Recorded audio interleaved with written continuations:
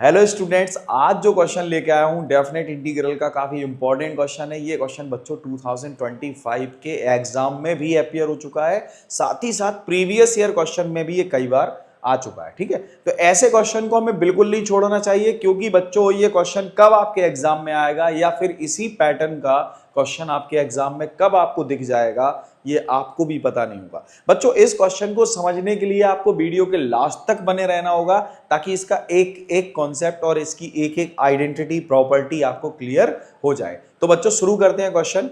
Find the integral of limit 0 to pi x sin x upon 1 plus cos square x dx। So बच्चों सबसे पहले इसको observe कर लेते हैं कि अगर हमारे पास कभी भी कोई भी फंक्शन कुछ इस टाइप से दिखे, ध्यान से सुने बच्चों, यहां पर अगर कोई प्रॉपर्टी हमको क्वेश्चन हमें इस टाइप से दिखे कि 0 से पाई इसकी लिमिट हो, साथ ही साथ x इंटू कोई फंक्शन मिले, x इंटू फंक्शन अपॉन कोई फंक्शन मिले, ठीक है, अपॉन में भी कोई एक फंक्शन होगा, तो ऐसी कंडीशन में आपको प्रॉपर्टी लगानी होगी बच्चों, ऐसी कंडीशन में आपको प्रॉपर्टी लगानी होगी 0 to pi minus x f pi minus x whole upon g pi minus x d x.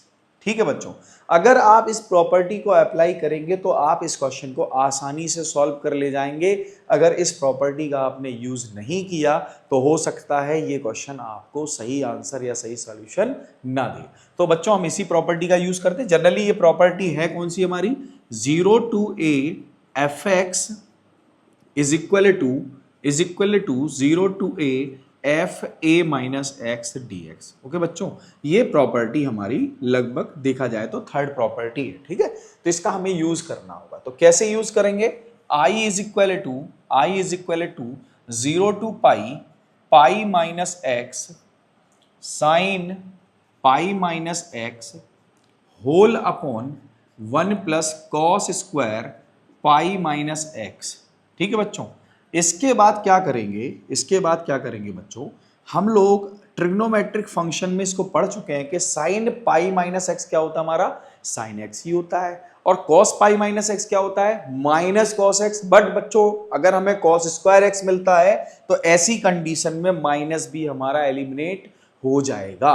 तो बच्चों हम क्या करेंगे, cos square pi minus x को कॉस स्क्वायर एक्स ही लिखेंगे। So this is pi minus x into sine x whole upon 1 plus cos square x d x. ठीक है, अच्छा इसमें चेंज क्या आया, एक चेंज आया है बस पाई माइनस एक्स का, बाकी तो क्वेश्चन हमारा सेम है, कोई चेंज नहीं आया।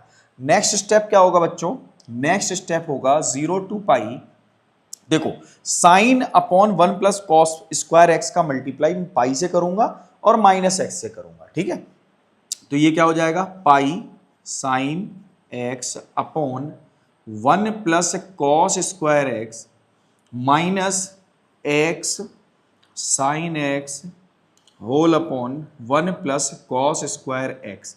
ठीक है बच्चों, यहां तक बात समझ में है। अब मैं सेपरेट इंटीग्रेट करूंगा तो सेम लिमिट इसके साथ भी सेपरेट हो जाएगी, तो 0 टू पाई एंड यहां भी dx लिख देंगे। अब ऑब्जर्व करें बच्चों, क्वेश्चन हमारा क्या था, क्वेश्चन था i is equal to 0 to pi x sine x upon 1 plus cos square x dx। तो ये भी तो वही लिखा है, 0 to pi x sine x upon 1 plus cos square x dx। तो क्या ये i है, बिल्कुल एग्जैक्टली बच्चों ये i है, तो मैं इसको i पुट कर दूंगा। ठीक है, नेक्स्ट स्टेप में क्या करूंगा, इसके प्लेस में i, so i is equal to 0 to pi sine x whole upon 1 plus cos square x d x minus I. और ये जो आई है ना बच्चों, ट्रांसपोज होके यानी कि राइट से लेफ्ट साइड आएगा तो ये ऐड हो जाएगा।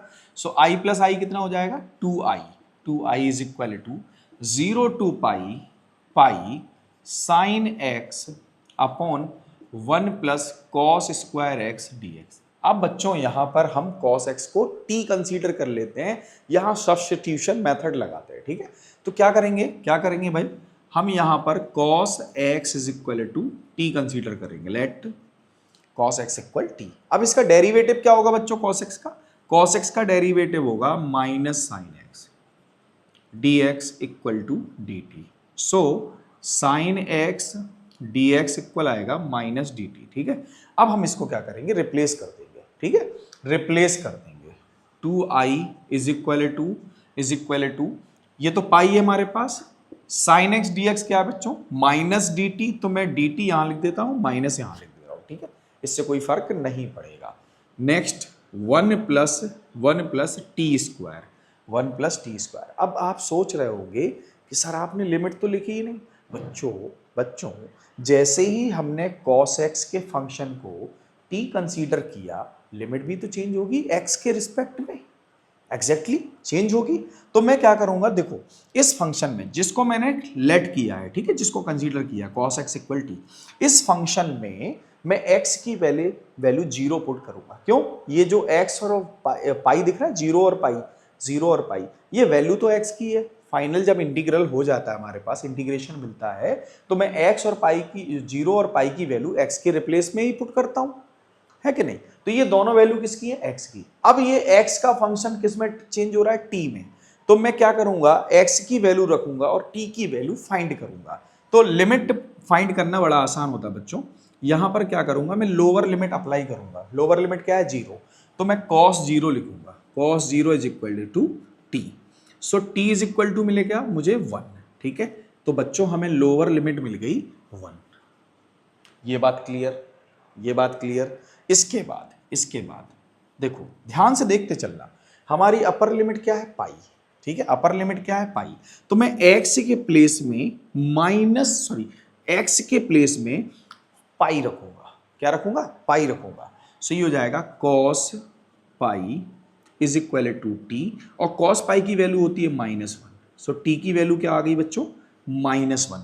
तो अपर लिमिट पाई थी ना, अपर लिमिट पाई थी, और अपर लिमिट के पुट करने पर हमें t की वैल्यू क्या मिली, -1। तो अब अपर लिमिट हो गई हमारी -1।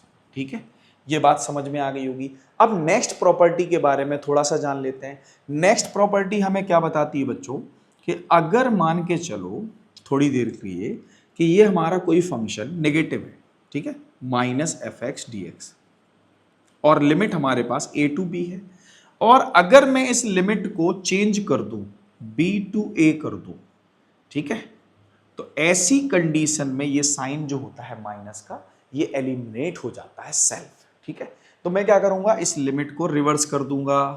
भाई इस लिमिट को मैं रिवर्स कर दूंगा, -1 नीचे लिख दूंगा लोअर लिमिट के प्लेस में, और 1 जो है अपर लिमिट के प्लेस में लिख दूंगा। सो ये मुझे क्या मिलेगा, pi d t upon 1 plus t square. यहां तक आपको क्लियर हो गया होगा। ठीक है, अब भाई इंटीग्रेशन की बात आती है। तो हमें अगर आइडेंटिटी याद है तो हम आसानी से इंटीग्रेट कर जाते हैं, और अगर हमें आइडेंटिटी ही याद नहीं है तो हम इंटीग्रेशन नहीं कर पाते। तो आइडेंटिटी कौन सी बच्चों, ध्यान से देखो, 1/1 plus x square d x is equal to क्या होता है, tan इनवर्स x। ठीक है, तो इसका भी तो इंटीग्रेशन जो है बच्चों, हमें क्या मिलने वाला है, ध्यान से देखना, tan इनवर्स x या t। और यहां क्या आएगा, लिमिट है हमारे पास, लोअर लिमिट -1, अपर लिमिट +1। अब मैं अपर लिमिट और लोअर लिमिट पुट कर दूंगा। ठीक है, अपर लिमिट और लोअर लिमिट पुट कर दूंगा। सो 2i इज इक्वल टू पाई, देखो बच्चों ये है tan इनवर्स, अपर लिमिट क्या है 1, minus tan inverse, lower limit क्या है बच्चों, -1। ठीक है, और इस बात को हम बहुत अच्छे से जानते हैं, पहले से जानते हैं। ये तो पाई हो गया, ये देखो बच्चों, ये tan इनवर्स 1 क्या है, π/4।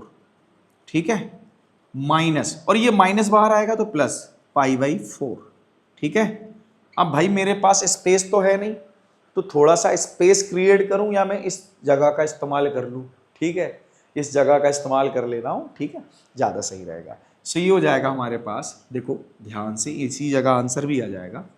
2i इज इक्वल टू, देखो बच्चों ध्यान से देखना, π/4 प्लस π/4 क्या होता है, π/2, 45 प्लस 45 90 मीन्स π/4 का मल्टीप्लाई पाई बाई 4 का मल्टीप्लाई सॉरी पाई बाई 2 का मल्टीप्लाई पाई से होगा, तो पाई स्क्वायर बाई 2, ठीक है। तो 2i is equal to pi square by 2, और ये जो 2 दिख रहा है ना मल्टीप्लाई में डिवाइड में जाएगा, सो i इज इक्वल टू आएगा पाई स्क्वायर बाई 4।